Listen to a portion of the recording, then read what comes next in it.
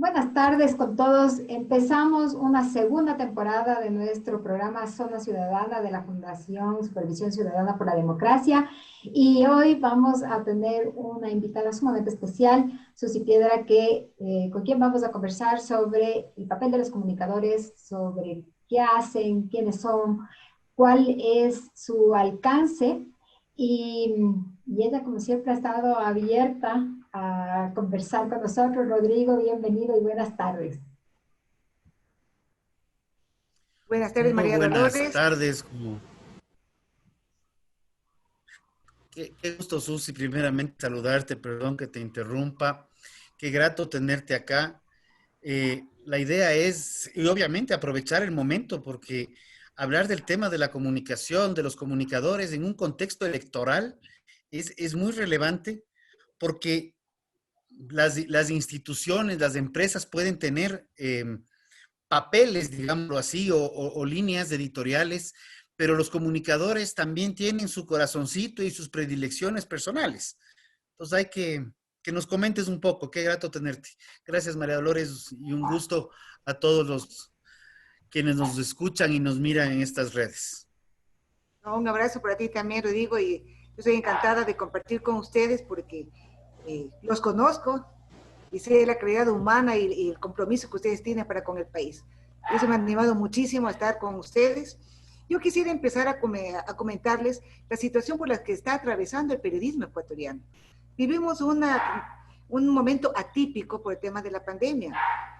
Hemos perdido un medio centenar de colegas por el COVID-19, han perdido una gran mayoría sus trabajos, hay un gran desempleo en el área de la comunicación, el área más afectada. Las primeras oficinas que cerraron para recortar los presupuestos estatales fueron las de comunicación. Recuerden ustedes que se cerraron medios públicos, que grandes empresas periodísticas como El Universo y La Hora también sacaron a sus trabajadores, y también en el caso del diario La Hora, cerraron el diario La Hora en todas las provincias, entonces dejando sin trabajo a muchos colegas.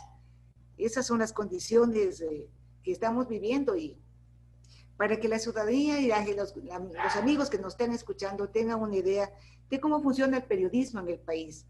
Y yo les quiero plantear las condiciones en las que se trabaja. Un comunicador social o periodista, en el momento que se gradúa, él tiene 3 espacios donde ubicarse para trabajar. Si tiene la suerte de ingresar a instituciones públicas, justamente oficinas de comunicación social, ahora se llaman relaciones interinstitucionales. Si tienen la posibilidad de ingresar a medios públicos para trabajar para el Estado, es una. La otra opción que les queda son los medios privados, empresas, instituciones privadas, donde pueden trabajar. Hay un tercer grupo en donde son los freelance, los que han podido tener sus propios medios, y ahora en pandemia eso ha crecido mucho.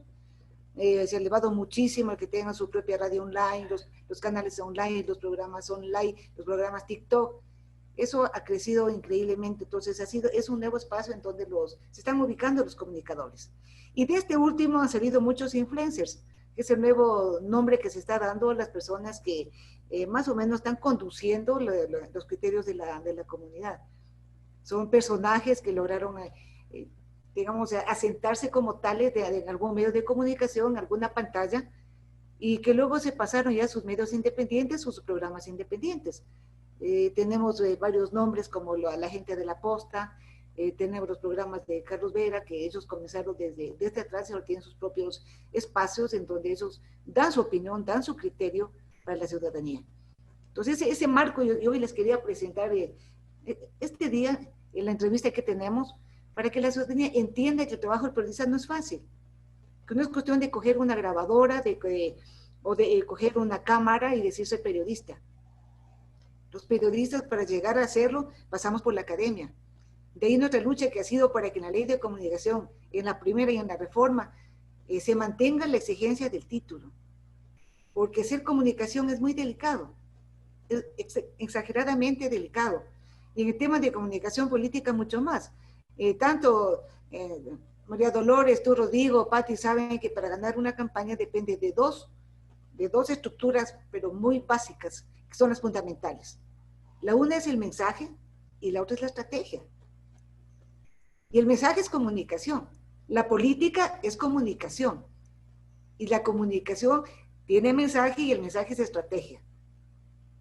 Entonces, eso es nuestra vinculación con la política, el quehacer político, que no lo puede hacer cualquiera. Yo escuchaba estos días una propaganda que sacó un candidato y me daba mucha pena porque había un gran error justamente de no utilizar bien los términos y en lugar de poner crear, pudo haber puesto incrementar. Y solamente por el cambio de esa palabra, su mensaje no tuvo peso, no pega.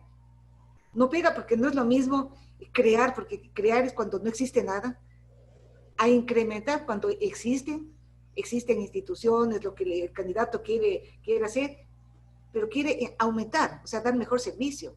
Entonces, ahí es donde entramos los comunicadores en el tema político para, cuando se nos escucha, asesorar. Pero hay la otra área que es nuestro compromiso. Y creo que esta noche vamos a hablar del compromiso que tenemos los comunicadores. Porque tanto nuestro código de ética de la Federación Nacional de Periodistas, que cuando nació y se dio la ley de ejercicio profesional, desde ahí está vigente, nos obliga a los periodistas, nos obliga a defender la democracia, nos obliga a rebelarnos contra todos los gobiernos que no son democráticos, contra los gobiernos dictatoriales, y nos obliga a entregar a la comunidad una comunicación veraz, oportuna. Ese es nuestro compromiso. Y en época de elecciones creo que jugamos un rol bastante importante porque fuimos parte del observatorio ciudadano que estuvo vigilando el proceso electoral. Bueno, ahí en lo que estás diciendo hay una parte súper interesante y creo que la gente tiene que saber, ¿no? Que el periodista está cubriendo el acontecimiento de una forma concreta y con un punto de vista, pero la gente dice, es que no está diciendo la verdad porque no está diciendo lo que yo quiero que diga. A ver, y creo que ahí has topado, Sí, creo que ahí has topado un punto. ese es un punto de vista de un escucha de la ciudadanía. Mi Lolo, la ciudadanía tiene razón. Yo empecé exponiendo que los periodistas o comunicadores sociales tienen 3 áreas en donde trabajar. Lo grave es cuando tú pasas a una dependencia de un medio, que el periodista tiene que hacerse a la línea editorial del medio. Si tu jefe, si tú trabajas en un medio de comunicación de tu jefe, es de derecha, tú no puedes sacar notas, nunca te van a permitir sacar una nota de izquierda. No te van a permitir ser objetiva ante una situación. ¿Por qué? Porque un medio público, un medio privado, digamos, es una empresa. Es una empresa comercial que tiene que defender sus intereses también. Entonces, lamentablemente, no hay esa independencia como para decir, tienen que ser, o sea, los periodistas no pueden hacerse a un lado, al otro lado, tienen que ser independientes. La independencia te da cuando tú eres un periodista independiente.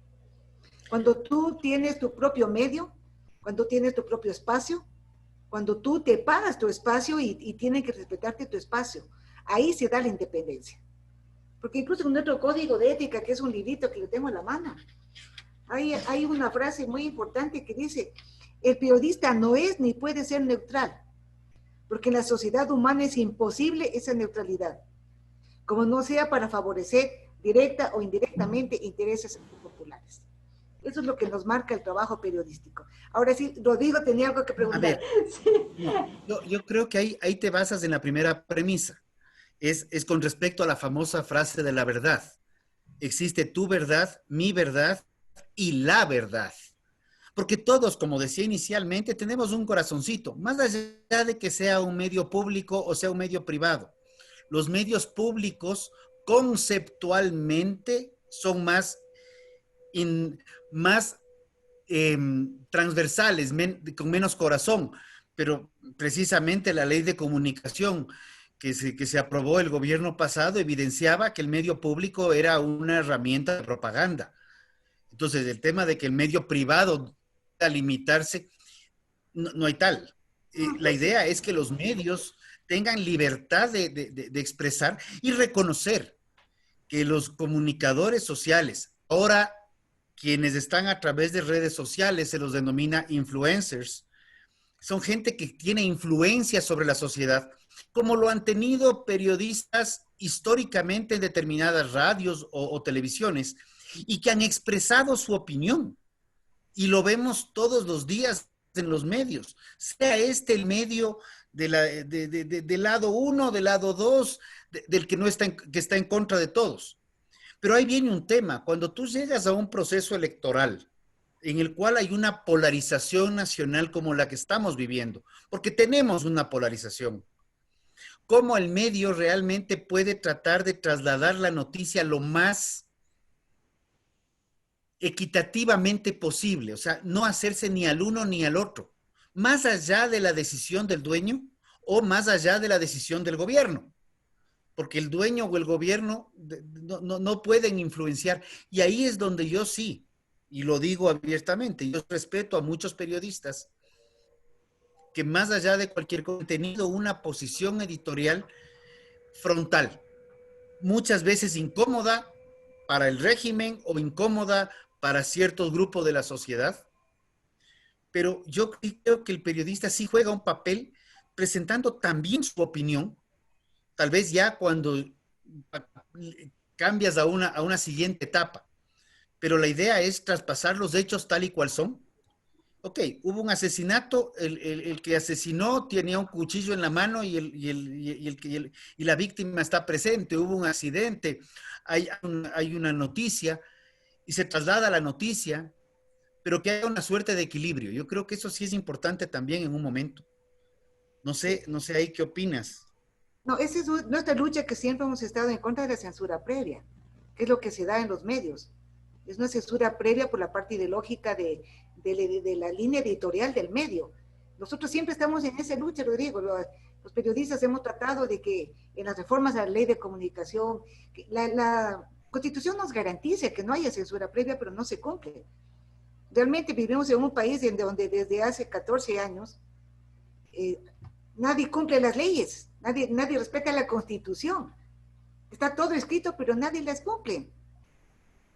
Es una lucha continua, pero creo que esta es la responsabilidad personal. Lo que tú decías, hay muchos colegas que se han jugado, que han sido despedidos de sus trabajos por mantener su verdad. Yo creo que ese es lo ético, defender su verdad. Y que es la verdad que la ciudadanía espera, la que espera escuchar. No la maquillada, no la conveniente, no para calmar de pronto los ánimos, no para dar otra versión de los hechos, sino la verdad, la verdad tal cual se presenta. Y en política eso es muy, muy importante, es muy clave. El rol del comunicador en la política es fundamental, Rodrigo, porque está dando una dirección a toda la ciudadanía para dónde conducirse, a dónde ir. Porque la gente escucha la radio, ve la televisión. Ahora en medios sociales es mucho más fácil incluso volver a preguntar, porque estamos ahora viviendo una nueva etapa en la comunicación, en donde la gente ya no confía en los medios tradicionales. Ya no tiene mucha confianza, porque justamente hay gente que se da cuenta y dice, no, porque eso le entrevistan solo a tales personas en ese canal. O acá no les dan espacio desde este lado. La gente no es tonta, la ciudadanía no es tonta, Rodrigo. La gente se da cuenta. Y es por eso que se traslada todo ese público a redes sociales. Y ahí viene la ventaja de las redes sociales, porque en redes sociales tú, yo, no solo como periodista, la gente que hace opinión puede trasladar sus criterios a toda una comunidad, porque eso se riega, ¿no? Y eso es una cosa que es como un polvorín. Pero ahí también tienes una opción. O sea, cuando tú tienes un medio, ¿ya? O una línea editorial clara en el medio de comunicación, cuando tú tienes eso de ahí, y el tema de la censura previa es como, lo que yo entiendo como censura previa es que antes de poder sacar la noticia, alguien te la revise o te la valide para ver si puede salir al aire o no. A mí más me asusta lo que se denomina la autocensura, cuando ya el periodista o el medio se ven restringidos a emitir una noticia, inclusive sin tener que consultarlo. Creo que ese es uno de los mayores daños que nos hizo la famosa ley de comunicación. Pero cuando tú tienes un medio que se identifica hacia un lado o hacia otro, tú tienes un grupo de ciudadanía que se va a identificar con esos medios y por eso tú tienes la diversidad de medios y qué bueno que exista esa diversidad y que puedan expresar sus opiniones, porque yo puedo coger el día de mañana, sea una red social, sea un canal de televisión o una emisora de radio y decir, ok, yo quiero oír la línea del fulano y le pongo y le escucho y puedo compaginar con la línea del otro lado y del tercero y en último caso, sacar mi conclusión de qué es lo que a mí me genera una línea política, en este caso hablando de elecciones, o qué es lo que se está hablando, o cómo han sido las diferentes visiones. Por eso también se dice que la historia la escriben quienes ganan, quienes son los ganadores. Y por eso tenemos muchas versiones de la historia y va evolucionando en el tiempo.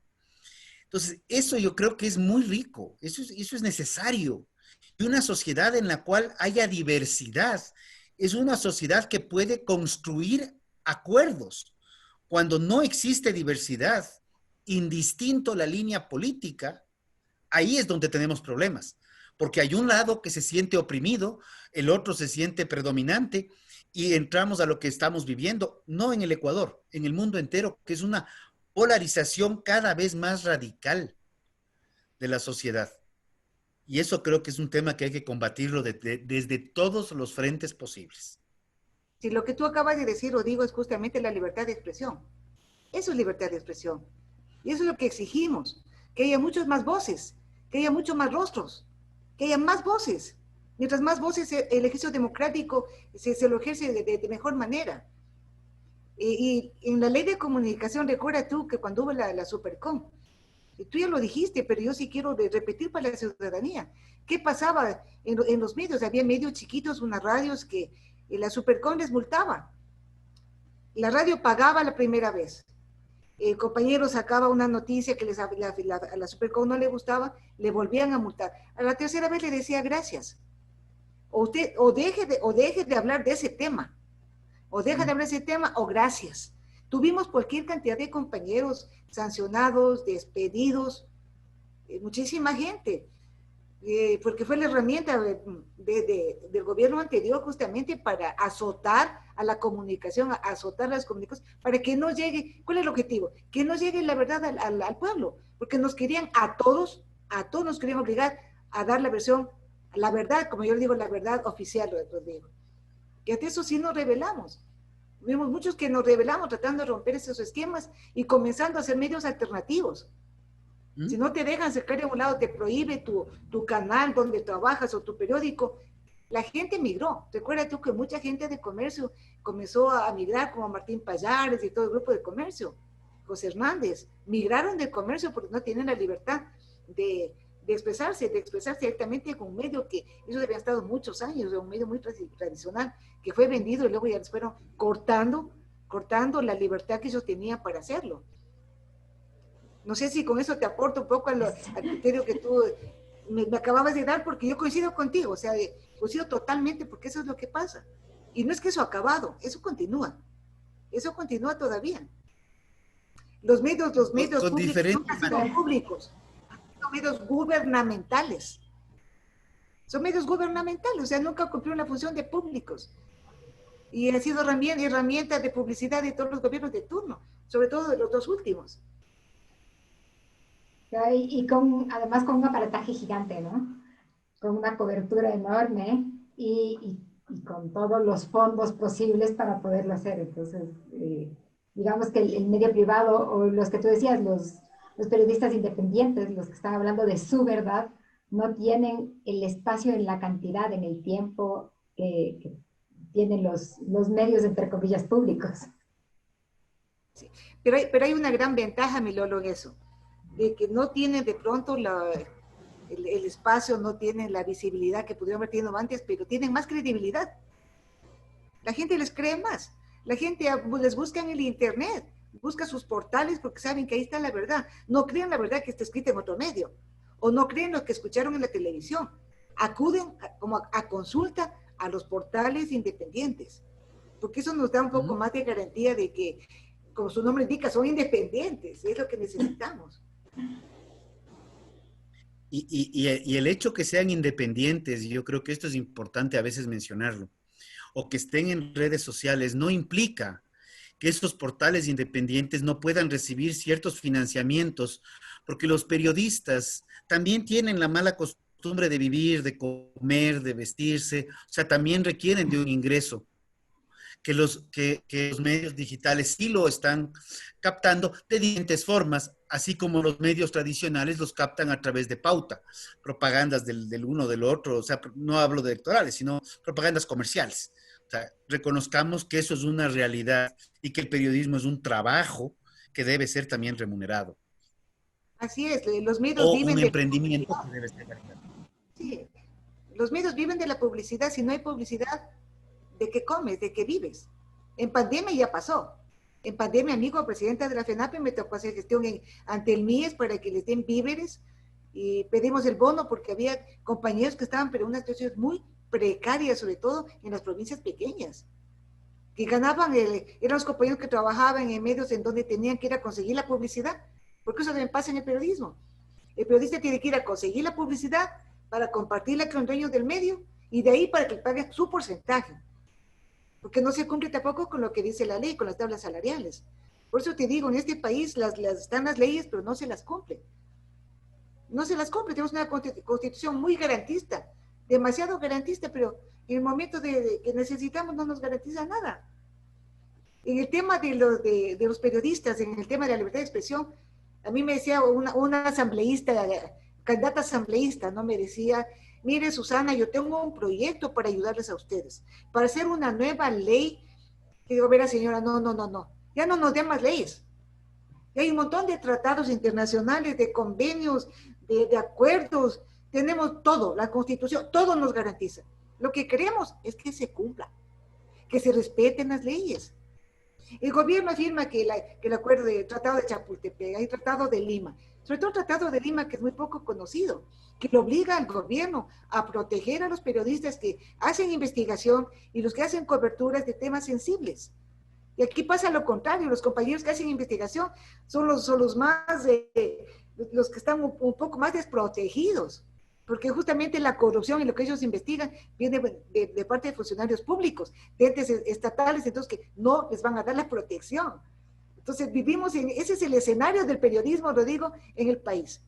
Y hay que decirlo como decimos los quiteños, a calzón quitado, eso es lo que está pasando. No puedo decir que todo es una maravilla o que todo está mal, pero hay problemas, tenemos persecución, hay judicializaciones, hay agresiones, pues, te mandan a pegar con una persona, te mandan a amenazar, te mandan a hacer llamadas telefónicas, o por ahí al prefecto que en pandemia se le denunció de que quería contratarse a una empresa de unos señores que estuvieron vinculados con el gobierno anterior. Imagínate que en pandemia una ciudad muy chiquita quería gastarse $600,000 para mejorar su imagen. Y un medio local, un medio pequeño, de la ciudad de Robamba, el diario de Robamba, sacó la primera denuncia de esa prefectura. ¿Qué pasó? Apenas apareció la denuncia, le mandaron a pegar a los compañeros. Fue un funcionario a presentar la denuncia en la fiscalía, diciendo que han utilizado información restringida. Y yo siempre digo, si los compañeros se bajaron del portal de compras públicas, o su nombre lo indica, eso es público, ¿dónde está la información restringida? Si estaba en el portal de compras públicas. Pero sin embargo, la fiscalía tiene una complicidad y receta las denuncias porque debería descartarlas, debería desecharlas, pero no lo hace. Entonces, nosotros estamos en esos juegos judiciales y de defensa y de agresiones, porque los compañeros les pegaron, mandaron a agredir físicamente. O sea, me has hecho acuerdo de cuando se demandaba a los medios por utilizar fotos que estaban fotos de algún funcionario que estaban en la página web de la institución, por favor. A ver, la pregunta, ¿de dónde sale esta frase? ¿Puedo equivocarme una palabra más? Vivimos en un estado de libertad de expresión, mas no de libertad de opinión. ¿Dónde esto lo escuchaste? Déjame recordar dónde le escuché eso. ¡Qué No barbaridad! recuerdo. No, públicamente no has escuchado una sola sabatina. Todas las sabatinas al inicio. Las sabatinas yo no las escuchaba. Yo no las escuchaba. Yo ni el no día lunes.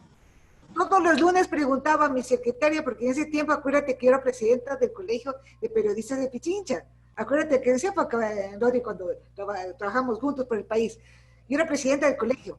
Mi secretaria de colegio era correísta. Yo el día lunes le preguntaba a la señora, doña Silvita, ¿a quién le tocó el sábado? Porque teníamos 2 espacios fijos para 2 periodistas los días sábados. Era ya seguro. A 2 periodistas tenían que empapelarles y ponerles ahí, llamar al odio a toda la ciudadanía, decir, estos son, véanles, estos son, y te ponían cualquier mentira. Cualquier mentira. Yo me recuerdo que en esa época me invitaron a una entrevista en medios públicos. Y yo hablé con los amigos de Teleamazonas que me acompañaran. Porque dije, yo voy a aceptar la entrevista en medios públicos, pero es que de ahí te sacaban las imágenes para la sabatina. Entonces yo fui con cámaras de Teleamazonas al lado mío y les dije, bueno, estaba Hernán Reyes para entrevistarme, les dije, yo voy a entrar a la entrevista, pero me acompañan los compañeros de canal que van a grabar la entrevista, para que no me descontextualices. Porque eso pasaba, te decían cosas que nunca dijiste. Acuérdese, sí. Los famosos recortes de las entrevistas que sacaban por partecitas y luego juntando tenías algo que no tenía nada que ver con lo que tú habías dicho. Claro, esto tenemos nosotros los periodistas que ya pasamos esa década para contar, o sea, tenemos muchas anécdotas de todo lo que se vivió, de todo lo que se pasó. Yo tuve por ahí un funcionario público que me hizo una llamada y me dijo que querían conversar conmigo, los señores estaban encargados de este manejo, porque mi antecesor había sido parte de ellos. Entonces dije, no, conmigo no tienen que conversar nada. Yo no tengo nada que conversar. Cosas así, medias difíciles. Ahora me río, pero en ese tiempo era delicado poder ayudar a los compañeros que el caso te doy con nombre y apellido, el compañero Clever Mantilla. Él escribía en La Hora. El primer periódico que rompió Rafael Correa fue justamente la nota del compañero. Y era un editorial que él sacaba preguntando, lo que le molestaba fue que preguntaba porque era un viaje presidencial, que se iban en el avión presidencial, y él decía, ¿quién cubre los gastos? Y fue el motivo, y al compañero le persiguieron, tuvo que salir de La Hora, nadie le daba trabajo, conseguía trabajo en alguna institución, no sabemos cómo se enteraban, pero gestionaban y el compañero era botado de la institución. Le acabaron la vida. Eso que te hacían era una persecución, porque no, simplemente no te dejaban sin trabajo, sino que no te daban opción a que tengas otro trabajo. Y ese es un caso de muchos que se dieron. Te podría dar el caso de uno que está, periodista, amigo mío, que precisamente está en esa línea en el gobierno actual, donde medio consigue un trabajo, inmediatamente tratan de votarlo. No acabo de entender eso, porque como digo, y recuerdo esa frase tan vívidamente porque nunca entendí cómo podías tener libertad de expresión sin tener una opinión. Porque la opinión y la libertad de expresión son connaturales, la una es parte de la otra, así como esas 2 manos que tienes atrás tuyo. O sea, por favor, es un complemento integral. Es así. La libertad de pensamiento es lo que te hace a ti generar la opinión y eso es la libertad de expresión. Si lo uno no lo otro, bien lo dices tú, Rodrigo. Esa es la verdad. Bueno, y ahora... yo debo reconocer que con el gobierno actual bajaron las presiones. Las reformas a la ley, pese a que se demoraron, nos ofreció hacerlo rápido, pero pese a que se demoraron 2 años en ser aprobadas las reformas, y recién se aprobó el artículo 5, que se le olvidó al asambleísta Corozo de cambiarlo, porque fue una equivocación, como él dijo, de buena fe, que se cambió toda esa ley, pero él dejó el artículo 5 donde justamente decía que la comunicación es un servicio público. Bueno, aquí hemos tenido bastantes errores de buena fe, ¿no? Con el artículo 5 de cambiarlo. Y ahí la negligencia de los asambleístas, porque ninguno leyó. A todos se les pasó el artículo 5 y aprobaron así. Aprobaron, hubo negligencia. Aquí, nadie leyó. decoroso. Como buen futbolista les metió un gol a todos los asambleístas y dejó el artículo 5. Bueno, Eso pasó. sí, y sabemos que no es lo único que ha pasado, ¿no?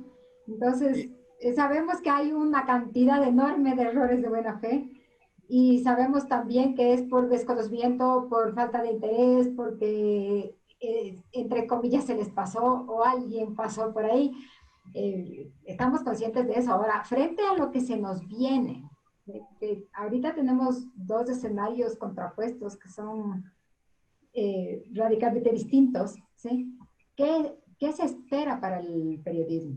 ¿Qué se espera en la cobertura de esta segunda vuelta? ¿Qué se espera a lo que se viene luego de la segunda vuelta? ¿Sí? Justamente en términos de libertad de expresión, justamente en términos de opinión, que es tan importante. Ahorita tenemos una lluvia y una cantidad, es un diluvio en realidad de criterios y de información que viene de todas partes, no solamente de periodistas reconocidos, con estudios, como tú dices, desde la academia, sino de todas partes. ¿Sí? ¿Qué es lo que esperamos? ¿Qué es lo que se espera desde el periodismo? Bueno, tenemos dos escenarios. El uno que respetaría el ejercicio periodístico, respetaría la libertad de expresión, porque ya lo he dicho públicamente. Y tenemos el otro escenario que viene con toda la fuerza a una venganza contra los medios de comunicación y contra los periodistas. Ese es nuestro escenario. O sea, es muy radical la línea que se nos está planteando. O volvemos a la década anterior y con más fuerza, porque lo han dicho públicamente. Públicamente le he dicho que van a acabar con la prensa corrupta. Se van a acabar con nosotros. Es lo que nos esperaría en el un lado.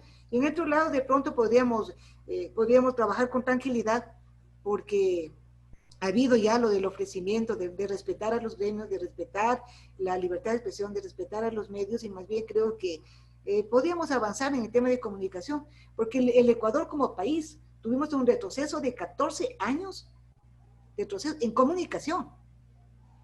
En comunicación, Colombia, Perú, nos adelantaron enormemente en los temas de comunicación. Aquí en el Ecuador, por la represión que tuvimos, se estancó la comunicación. No pudimos desarrollarla.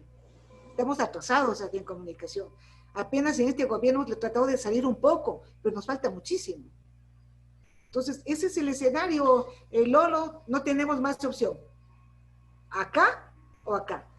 O nos dejamos azotar o nos van a dejar trabajar. O sea, queremos trabajar, siempre decimos, déjenos trabajar. Nosotros somos los que conducimos la opinión pública, los que les ayudamos a los mismos mandantes. Yo digo, si hacen una buena gestión, ¿por qué temen a la prensa? ¿Por qué nos temen a los periodistas? Si el periodista más bien hace caer en cuenta si tiene algún error. Y si ellos quieren corregir, si se les está diciendo, esto está mal, pueden corregir, pero no. O sea, no están ellos como para transparentar su gestión, no quieren transparentarla y no quisieron. Y si volvemos, digamos, a tener ese mismo escenario, vamos a volver una nueva ley de comunicación, quitando las reformas, vendrá la anterior. Y más bien no quiero pensar, Lolo, todo lo que nos espera, porque se nos vienen unas nubes muy negras para la libertad de expresión. Anunciaron que vamos a ser perseguidos y que van a venir en contra de la prensa corrupta. Lo han dicho públicamente. A ver, yo sí tengo dos comentarios. Uno, la prensa es connatural o de oposición del gobierno, del color que sea y del tinte que sea, porque al final del día la opinión va por ahí. O sea, la prensa va a ser crítica del gobierno, porque va a tener que evidenciar los errores. Y eso a mucha gente no le agrada, indistinto de la línea política. Pero hay un tema. El artículo 5, la ley de comunicación ya fue modificada y fue un tema que salió de asamblea en el cual se eliminaba y dejaba de ser un servicio público. Sin embargo, en el veto presidencial apareció algo que la asamblea rechazó, y rechazó mayoritariamente, lo cual a veces también hay que felicitar a la asamblea. Y rechazó el hecho de que todo lo que son redes sociales y todos los actores que estamos participando en redes sociales se planteaban que se los consideraba y calificaba como medio de comunicación, lo cual automáticamente los ponía dentro de otro andarivel y otro saco. Y esto la Asamblea lo rechazó. Y ese articulado era uno de los sueños de varios gobiernos de tendencia de socialista o dictatorial, en el cual cortar completamente la libertad de expresión. Pero ¿cómo podríamos entender que eso haya salido en el veto presidencial? Como digo, curiosamente la Asamblea se opuso de manera radical y no pasó y pudo salir. Entonces digo, ese fue un tema que se discutió muchísimo cuando estuvo las reformas de la ley de comunicación, y hubo un gran apoyo de que todo lo que es y que requiere internet, no entra la censura, no entra el control, o sea, se le dejó aparte, pues eso no entraba al control gubernamental, solamente los medios registrados, y ahora se registran en el Consejo de Comunicación, lo que antes la CONICOM. Y sí nos llamó la atención porque habíamos tenido un buen referente de parte del gobierno de Moreno en cuanto a los cambios a la ley de comunicación, porque fueron positivos, recogieron de otros países, recogieron recomendaciones de la CIDH, entonces justamente decía que el internet no puede ser regulado, las redes sociales no pueden ser reguladas. No sé si de pronto ya se arrepintieron de eso a finales de gobierno, porque las redes son muy duras contra el gobierno, que trataron de, al final poner un freno, pero no podemos retroceder. O sea, eso en ningún país hay un control de las redes sociales, no se puede. Yo les decía a algunos asambleístas que estaban a favor de eso en la mesa de comunicación en la asamblea, ¿cómo usted puede controlar a Twitter si Twitter no es ecuatoriano? Es una empresa internacional. ¿Cómo le controlas al Facebook si no es ecuatoriano? ¿Cómo le controlas? Cortándonos el internet a todos. O sea, sí hay formas de bloqueo, ¿no? O sea, ojo que sí hay formas de bloqueo. Y ahí yo no puedes censurarle a Twitter, no puedes. De pronto ahí tu cuenta. Ahí yo sí cuestiono algo. La cuenta sí, así como me pareció, no comparto que le hayan cerrado la cuenta al señor Trump, por ejemplo, por más irreverente que sea, porque es su espacio, es su derecho, y lo mismo que opino del expresidente, que tampoco compartí que le cierren la cuenta, como tampoco comparto que le cierren la cuenta a alguien que está en la otra orilla política. O sea, pero ahí esa censura, y aquí sí nos estamos extendiendo un poquito, pero esa censura ya ni siquiera viene de un gobierno, tal como lo has planteado. Esa censura ya viene desde lo privado a lo privado, pero es una censura. Es el privado que decide censurarte. Es igual de heavy, igual de complejo. ¿Sí? Pero bueno, por lo menos en la ley no quedó como ley. No quedó como ley. O sea, no nos pueden censurar. No pueden censurarnos porque no pasó. No, digamos que quedó algo positivo dentro de, ¿no? Tengo el caso de Cristian Zurita, que al siguiente día que se firmó el Tratado de Chapultepec le cerraron la cuenta. Claro. Sí. Casos así medios emblemáticos que son de la vida real, ¿no? De lo que nos ha pasado y está pasando. Pero yo creo que el periodismo, para concluir un poco, Rodrigo y Milolo, tenemos una gran responsabilidad social, realmente, porque somos los conductores de la opinión pública, los conductores de la ciudadanía, de la ciudadanía que va a ser la votante en el tema electoral. En el tema electoral, yo creo que ahí tenemos que jugar un rol estratégico para la gente, un poco informar bien, para que sepa por quién votar, para que no se deje engañar, para que visibilizar los engaños, sacar a la luz los engaños, porque mucha gente pasa de ingenua o abusan de la ingenuidad de las personas, sobre todo las personas de pocos recursos, que se juegan con la esperanza, dices con la necesidad. Con la necesidad, para quien $20 significa muchísimo, y no se diga que le van a dar 1,000, y las personas no entienden que no te van a dar, no les van a dar. Pero sin embargo están jugando con esa necesidad, con esa esperanza de la gente, Entonces creo que nosotros como comunicadores sí debemos ir hablando, decir, no, si no pueden, no pueden darle, no tienen de dónde darle. Esa cuenta no pueden topar, eso no es así. Y de hecho se ha hecho una buena campaña, creo que en medios y en todo, de que la cuenta del Banco Central no se la puede disponer para regalar $1000 a toda la gente que van a votar por estos señores. O sea, tenemos que luchar contra el engaño, develar los engaños para que la gente sepa claramente qué terreno pisa y que defina. Nos has dado... El futuro no nuestro, ni tú, el futuro de todo un país. Esta elección es muy importante porque estamos jugándonos, o retrocedemos o nos vamos a un desarrollo como país. La gente tiene que decidir eso. O seguimos estancados y seguimos para atrás. Somos una Venezuela, que es el mejor ejemplo que todo el mundo ponemos, y me sumo. No queremos ser una Venezuela. O salimos de eso o nos quedamos sin hacer nada. Entonces es un gran reto, una gran responsabilidad. Por eso aceptamos ser parte del Observatorio Ciudadano, un poco desalentados porque descubrimos muchas falencias que no pueden ser canalizadas con la debida denuncia en CNE, pero estuvimos ahí y vamos a estar ahí vigilantes de que se cumpla un proceso transparente.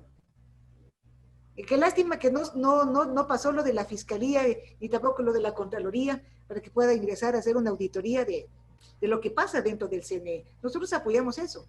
Y por ahí es un grupo correísta, mía también me sacaron otra FENAPE diciendo que me van a enjuiciar, me empapelaron.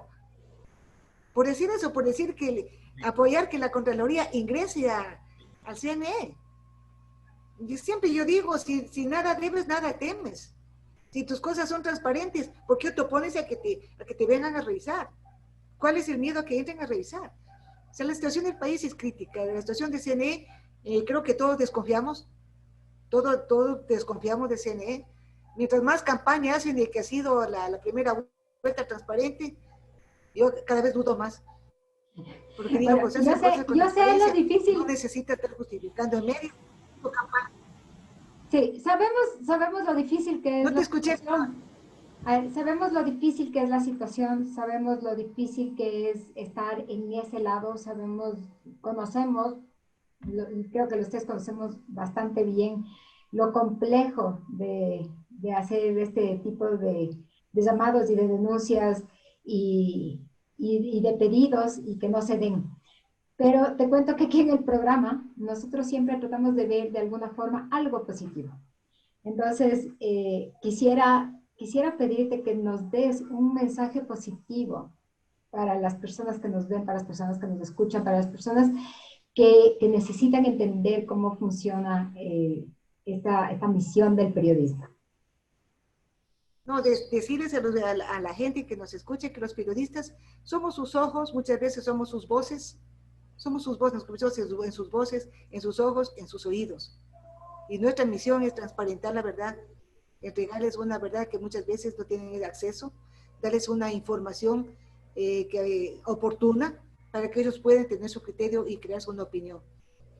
Somos nosotros los generadores de los medios, sobre todo de televisión, de estereotipos, en donde se juegan roles importantes porque la ciudadanía sigue eso.